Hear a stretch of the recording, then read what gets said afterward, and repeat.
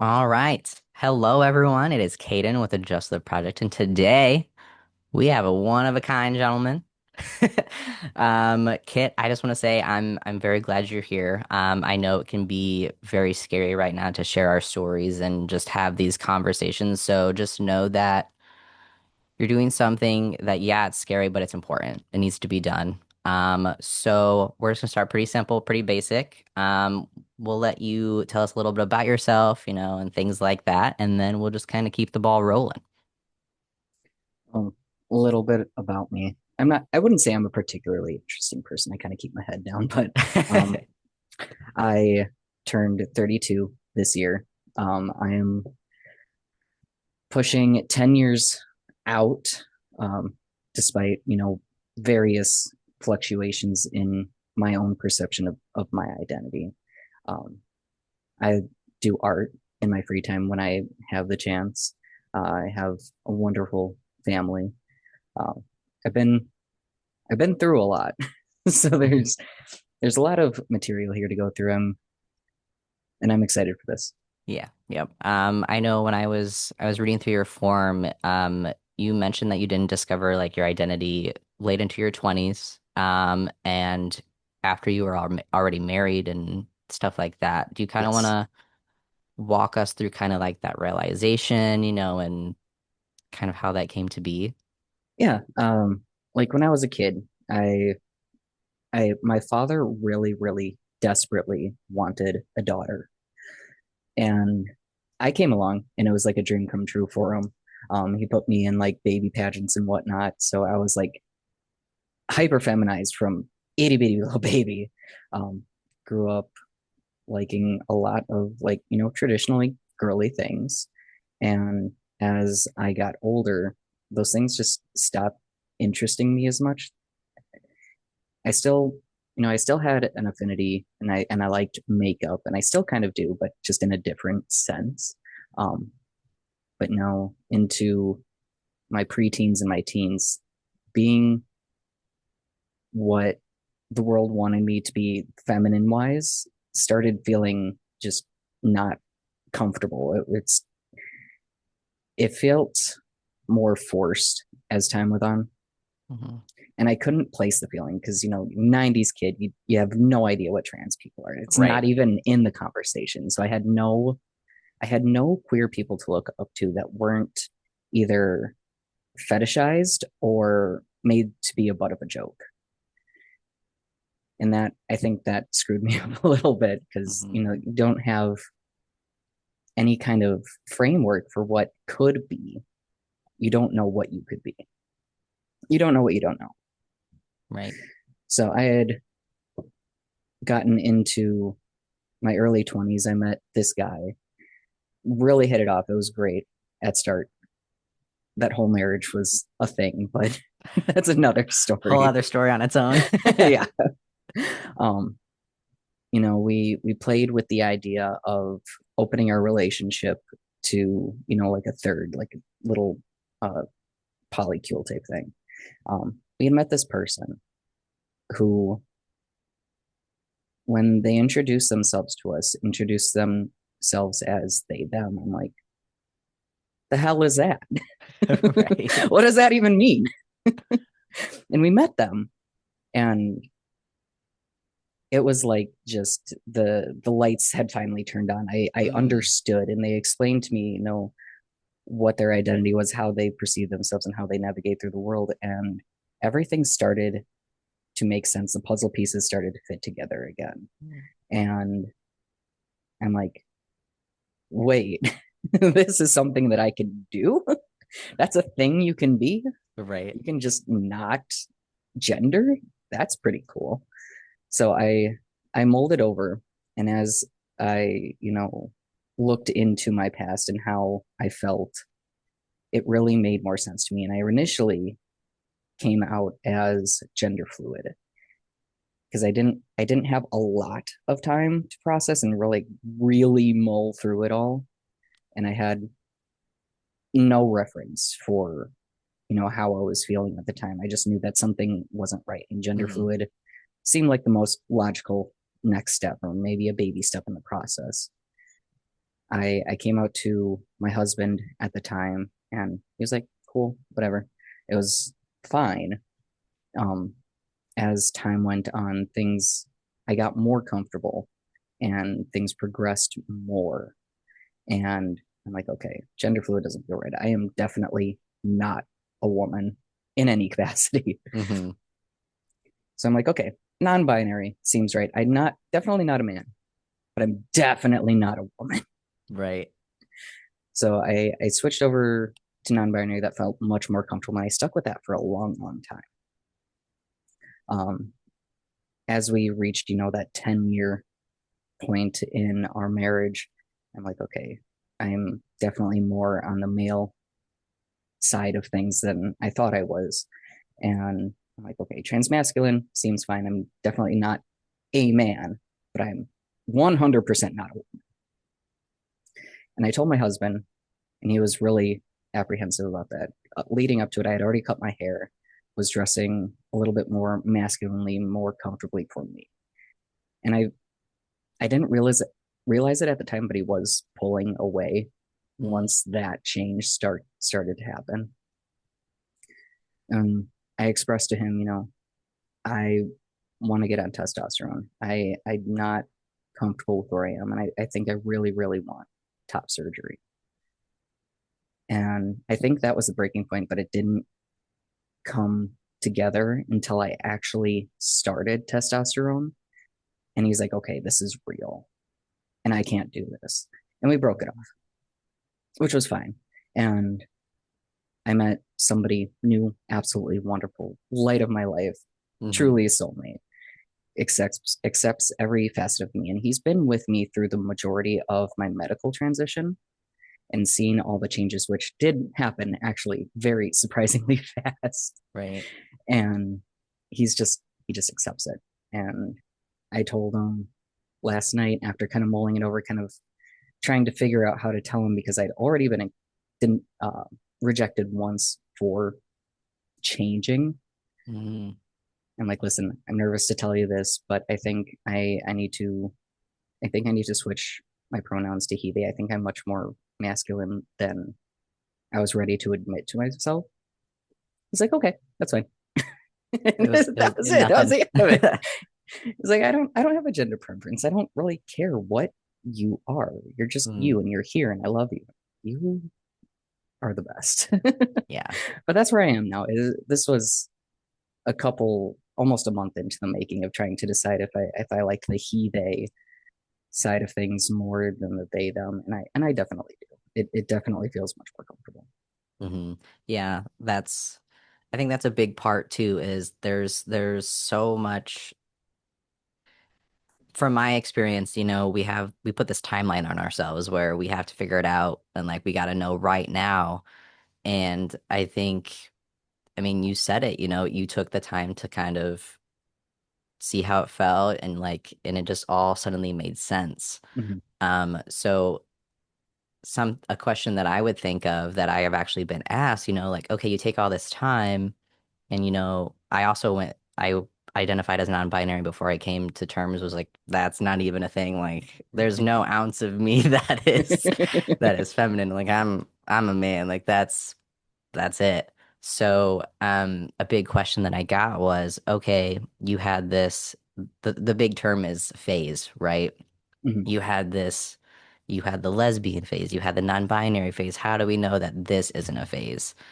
So my question for you would be, did you have that experience of, oh, this is just a phase, and then kind of how did you navigate that, or how would you navigate that? It nothing's ever truly set in stone. There's no definitive. So it could be a phase. This could change 10 years from now. I had like 22 years of thinking I was a woman, and I'm 32 now. It's been 10 years trying to figure this out. 10 years from now, I could be something totally different, and I don't know.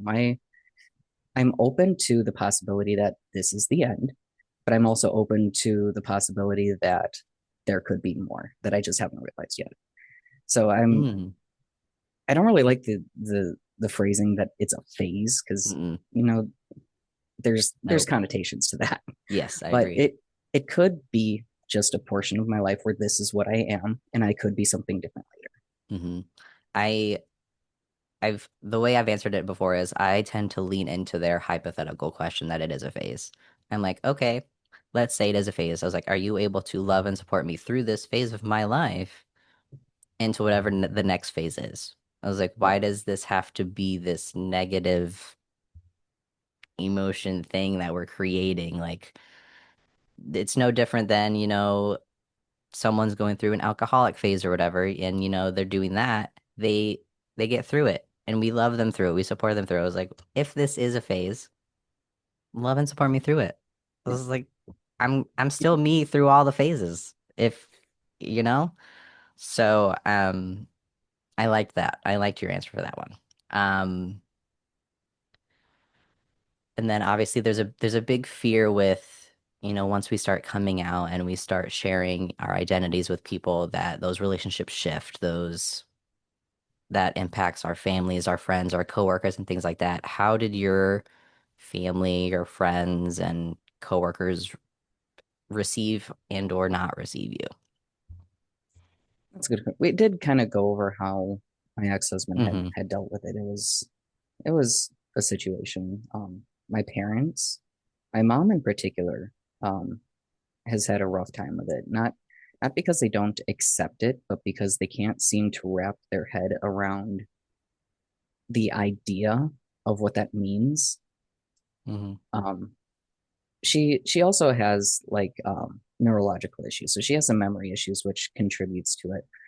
So she really struggles with my chosen name.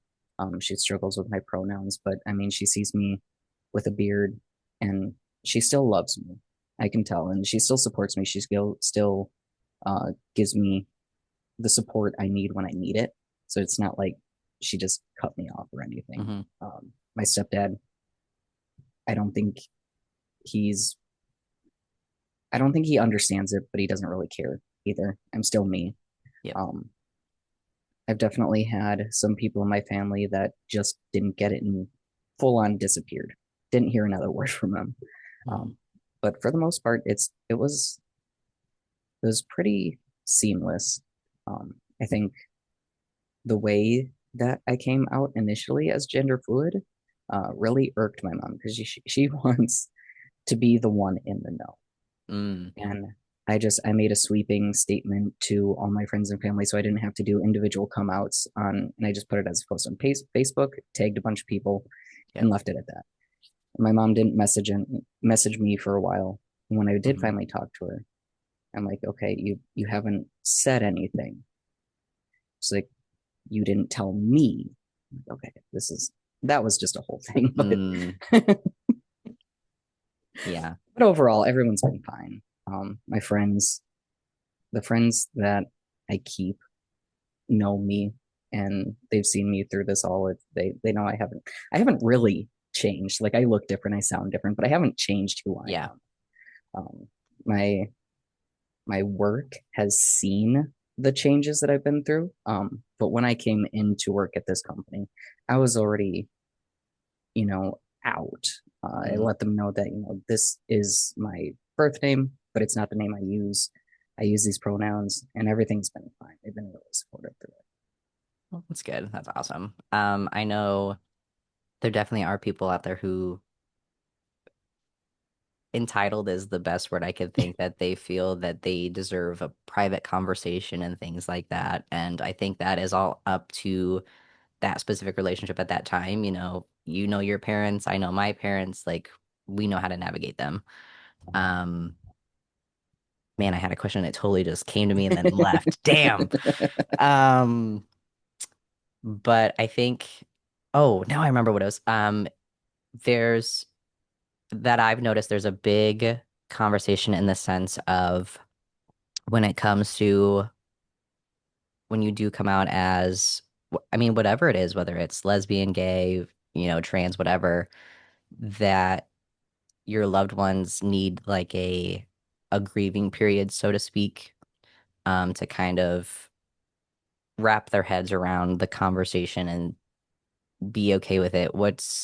Do you I don't want to say do you support that, but do you believe that they're allowed that? Do you think there's a negative side effect to that? You know, kind of what's your take on allowing parents specifically are the question in mind when they have a trans child that comes out to them? Do you think they should have that grieving period, or what's your take on that?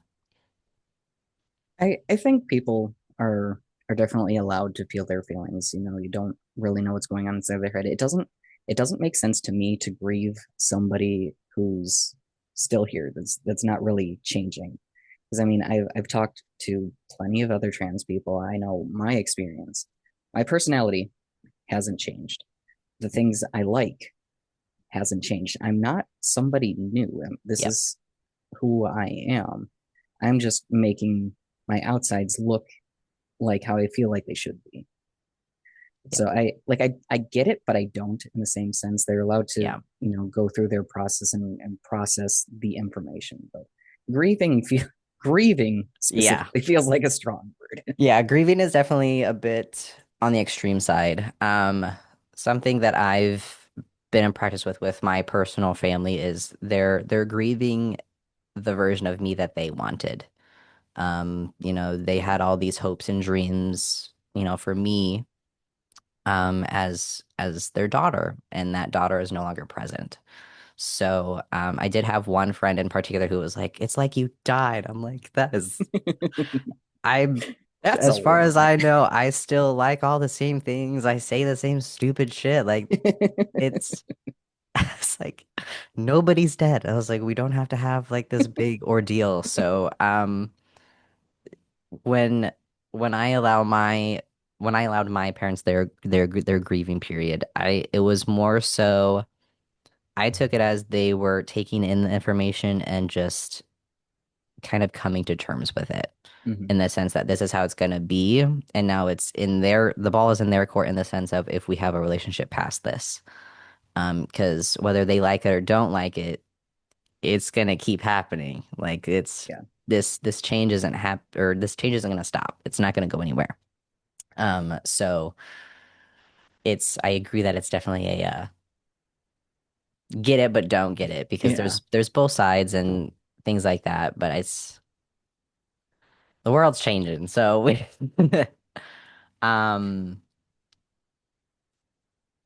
did you run into any kind of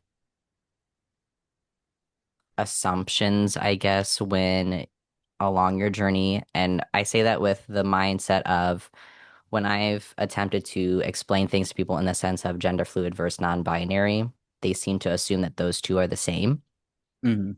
Did you run into that at all? Did you have any like, oh, well, if you're non-binary, then you think this or then you think that, or any like misassumptions, I guess is the word that I want to use.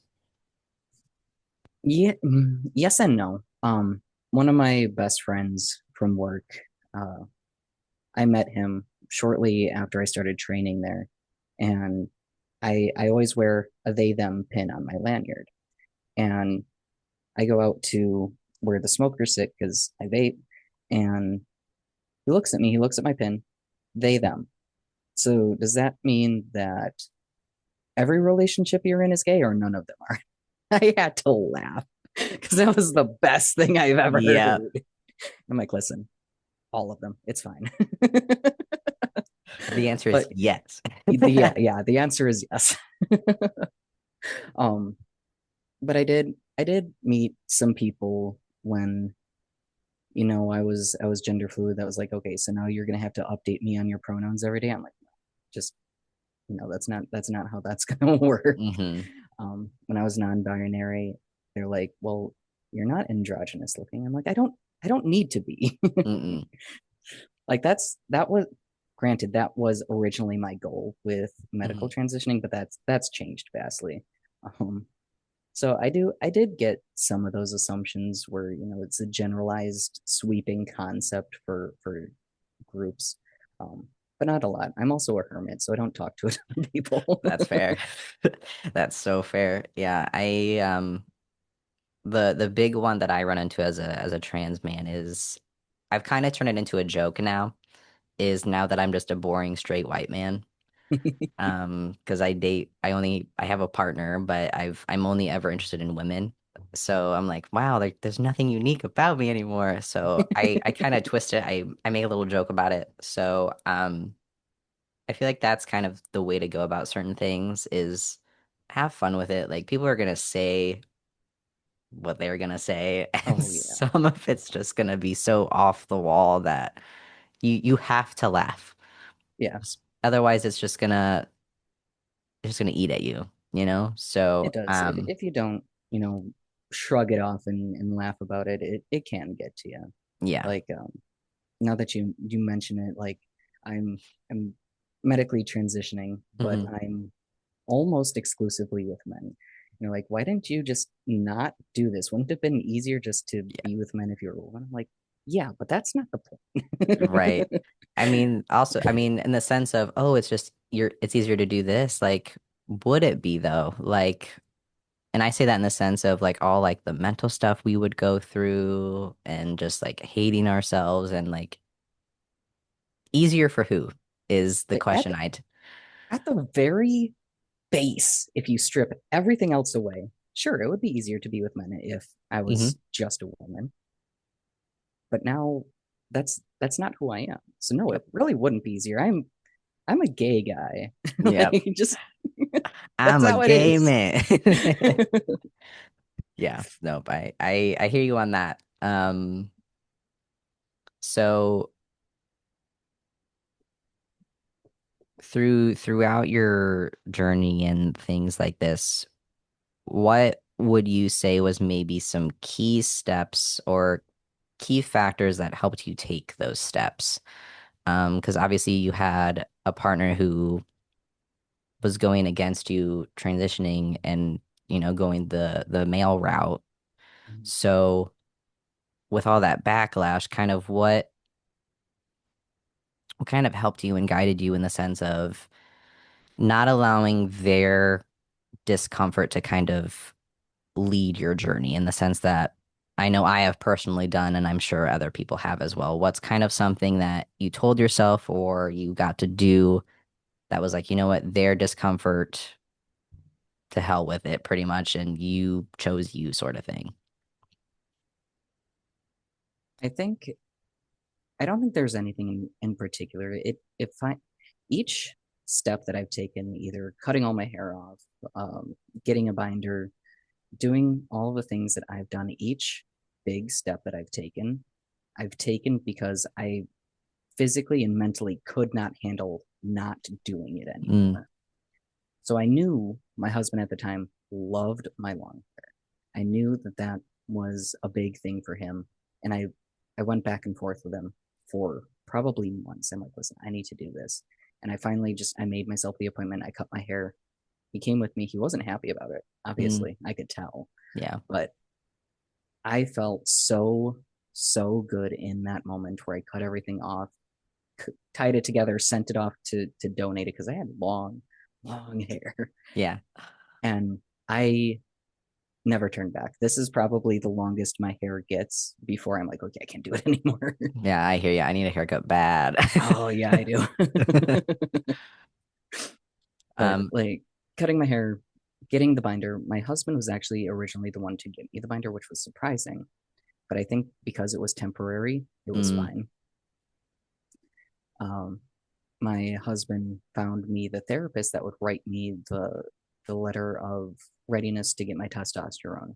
mhm, And I had asked him, you know, help me try to find a therapist. I don't even know where to start looking, but he's a social butterfly. So he knows all these people who have done all sorts of different things, and he was able to find somebody for me. And that turned out great. But once I made the appointment, I told him, like, I'm making this appointment. I can't wait any longer. I've got my letter. I'm doing it. I would like you to come with me. He's like, okay, I'll come with you. Day comes where it's my appointment. Well, I don't feel good. I think I'm gonna stay. mm, Okay, great. So I go, I get my prescription, I come home a couple hours later, I go to the pharmacy and I get it, and he has nothing to say. But I'm like, this is the best day of my life. mm, So it there wasn't anything that I told myself. I just couldn't handle not doing it anymore at that point. And that pushed me over the edge to doing it. right? So hard boundaries is something would you say is probably very important as well when it comes to someone holding their journey. Yeah. You have to find the point where, you tip over and you just do it. No matter Hmm. how scared you are of the thing itself or of what everybody else is going to say, you find a point where you got to do it. Hmm.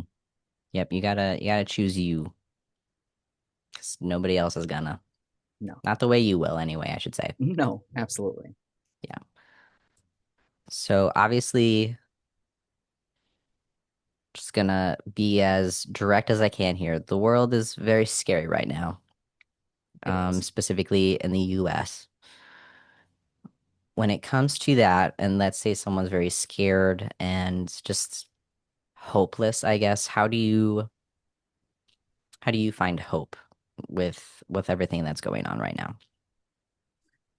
I You're right. It is very scary, and I do find myself scared Hmm. often, even now. It's hard not to. Um, it's impossible. Hmm. Um, but I find my courage and I find my hope in the people who care about me and the people who support me because I know that the people that I do keep around me are like my ride or dies. If I Hmm. ask them like, hey, can you just send an email to the Congress people, tell them, hey, quit this shit. Yeah. They'd be like, okay, copy, paste, do the things. Okay. I've had a friend of mine come to protests with me, Mm, straight white guy, known him since high school. He's the most awesome dude. Um, but I know the people close to me are safe and will be there with me through anything that happens, hmm. and they'll help push towards a place where it is okay and it feels okay. And having at least one person around you that can be there and be like, this is going to be okay. I will be here through no matter what happens. I think you can find just an unbelievable well of hope in just that one person. Yes, for sure. Community and support are huge. Not even if all the stuff wasn't happening, Mhm. just having someone in your corner is going to be It's honestly the irreplaceable. yeah, is going to probably make or break the journey, to be quite honest. Mhm. Um, but I apparently was a silly goose, and there's a countdown now. So, um, just I want to say again, thank you for being open and being willing to share. Um, and I know people are going to see themselves in what you shared. I know there were some things that you shared. I was like, oh, it's like I'm with him. I'm with him. So just one final thing before we do go. It's like a little fun little thing I'd like to do to kind of send us off. If you could see your younger self right now, what do you think is the one thing that they would need to hear? No, and I've thought about this so much. Mm-hmm. What would the younger me need to hear? I would tell me that it gets better. It gets worse before it gets better, but it does get better. And it's worth the worse to get to the better. Mm. Ooh, I like that. I like that. Um, and with that, we're gonna end it. So again, thank you. Any final hurrahs? No, I know I chattered off more than I thought I would. That's good. That's what we want. But thank you for being here. For those watching, I'm gonna have all of his information in the description. You can go follow him and go like him and support him on TikTok. I know he's on TikTok. I've seen his stuff pop up every now and then. Um, but until next time, thank you. Thanks.